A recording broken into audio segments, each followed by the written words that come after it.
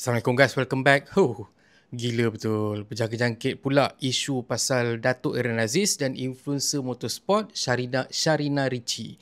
Aku ingat bila kata dah buat permohonan maaf hari tu, dah kena saman, benda dah settle. Tapi rupanya aku silap. Isu ni dia jadi lagi besar dan jujur aku cakap, aku nampak macam dah makin melalut dah. Apa cerita? Asasnya korang boleh tengoklah video aku sebelum ni. Keluar video interview Datuk Aaron, Sharina react pada video tu, tapi sebenarnya video tu dah diedit dan lari dari maksud asal. Datuk Aaron kena kecam sebelum bagi tahu hal sebenar. Sharina minta maaf, Datuk Aaron saman, lepas tu Sharina saman balik.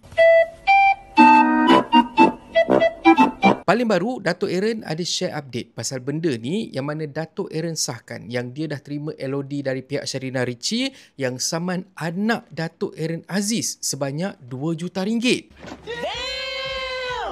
Ikutkan statement Datuk Aaron, pagi tadi 9 Oktober saya terima satu LOD yang agak mengejutkan. Pihak sana mahu menyaman anak saya sebanyak 2 juta. Saya tak faham apa salah anak saya. Dia sekarang ni berada dekat luar negara dan sedang menempuh musim peperiksaan. Kalau nak serang saya. Anak saya cuma bertanya kenapa video tak dipadam dan minta penjelasan. Asalnya, macam yang kita dengar, Datuk Aaron dia tak nak pun bagi tahu dekat anak dia pasal apa yang jadi, pasal anak dia kena saman semua sebab tak naklah ganggu emosi anak dia ni, Dwi Ariana. But of course lah kan, anak dia baru je tengok ayah kau mengalai mata sebab kena bully dengan netizen sebab benda yang dia tak buat pun.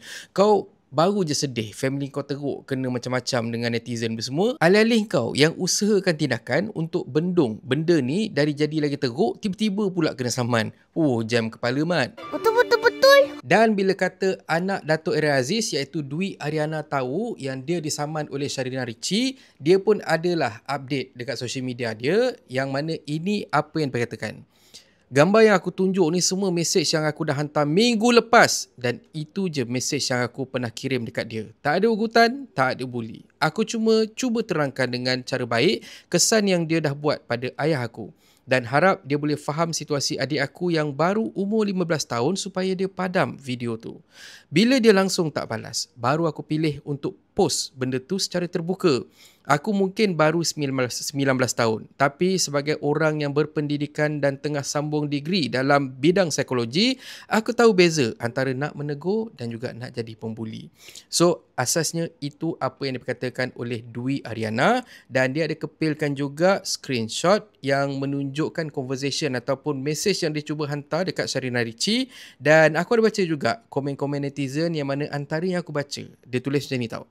Awak yang mulakan semua kecoh tu dulu, lepas tu awak bagi ruang untuk orang lain sebarkan fitnah dan buat spekulasi, lepas tu hujung-hujung awak nak salahkan balik orang yang awak sendiri cakap pasal dia tu.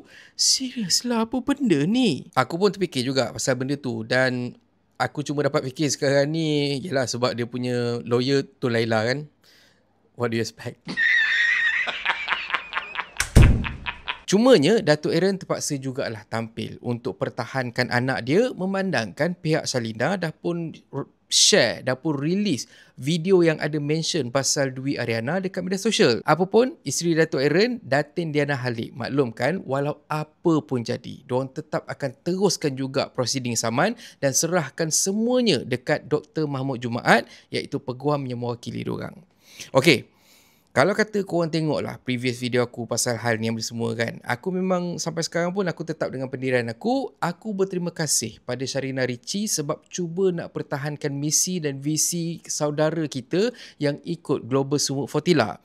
Cuma silap Sharina ni sebab dia react pada video yang tak tepat dan misleading sampaikan bawa impresi buruk pada Datuk Aaron. So pada aku niat Sharina memang baik tapi implikasi dia mendatangkan kesan yang buruk pada Datuk Aaron. Tapi macam mana pun aku juga bersahabat dengan Dr. Mahmud Jumaat. Aku tahu keupayaan dia untuk handle kes berkait dengan fitnah-fitnah ni semua, asasnya defamation lah kan. Sebab defamation ni memang makanan dia lah. Kes aku dulu pun dia yang handle juga dan seriously aku cakap macam makan tahu. Aku jumpa dia, ni popek. Tahu-tahu je aku lepas daripada tuduhan fitnah. Yes! Jadi, pada pandangan aku, Sharina sebenarnya berdepan dengan lawan yang akan bagi dia migrain teruk untuk jangka masa yang lama. Memandangkan kes Saman ni dia bukan sekejap. Cuma persoalan aku dekat sini untuk korang. Dan aku harap korang akan engage, korang akan komen, korang akan react pada video ni. Patut ke Sharina Richie Saman, anak Datuk Aaron? Apa nasihat yang korang boleh bagi untuk situasi macam ni? Cuba korang komen dekat ruangan bawah ni, memandangkan macam aku cakap dekat dalam video aku sebelum ni, atas kesilapan aku sendiri. YouTube channel aku dah tak dapat dah organic push dari YouTube, memandangkan aku delete banyak video yang bawa kepada total views yang hilang sebanyak 5 juta views. So, YouTube anggap channel aku ni mungkin fraud dan tak recommend video aku dekat pengguna YouTube yang lain. So, dengan support korang, insyaAllah aku harapkan bila kata korang komen, korang react, walaupun hanya letak emoji, insyaAllah mungkin akan bantu channel aku untuk recover lagi cepat. Betul. Dan akhir kata pepantun, kalau lawan ayam serama, walau kalah mendabik dada bila hadap kaum hawa. Dia betul, salahnya tiada. Dan kalau korang suka konten ada dalam channel ni, please consider to subscribe. So thank you very much for watching and have a nice day.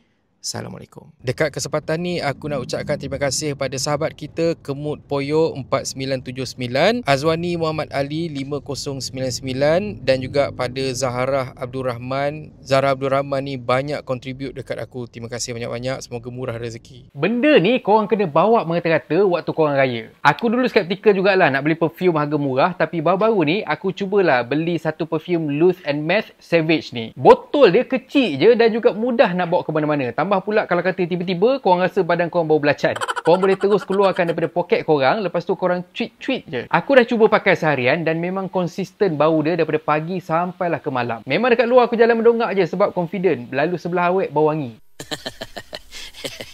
Dan lagi berbaloi, kalau kata korang beli set, yang mana dekat set ni korang akan dapat perfume ni sendiri, korang akan dapat body shampoo, pewangi kereta dan juga air freshener. Honestly aku cakap dengan korang, aku memang gunakan barang-barang Luth and Matte ni untuk kebanyakan situasi. Tak kisahlah sama ada dekat rumah aku ataupun dekat kereta aku, termasuk hand sanitizer. Dia punya set ni pun memang sangat-sangat cantik. So kalau kata korang nak buat jadi hadiah hantaran ke, hadiah birthday ke, memang sangat sesuai. Yang bestnya, Luth and Matte EDP ni dia datang dengan refill yang mana korang boleh isi balik botol ni 3 kali. Oh my